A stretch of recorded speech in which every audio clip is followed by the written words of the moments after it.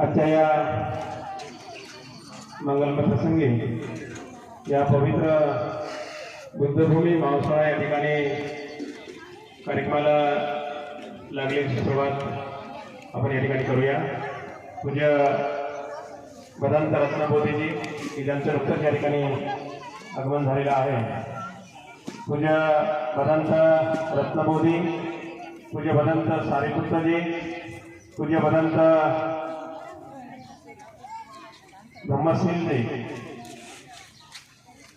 बनते विशुद्ध ज्योती, बनते मंगल बोधी आणि भदंत सागर बोधीजी पूजनीय भिक्खू संघाला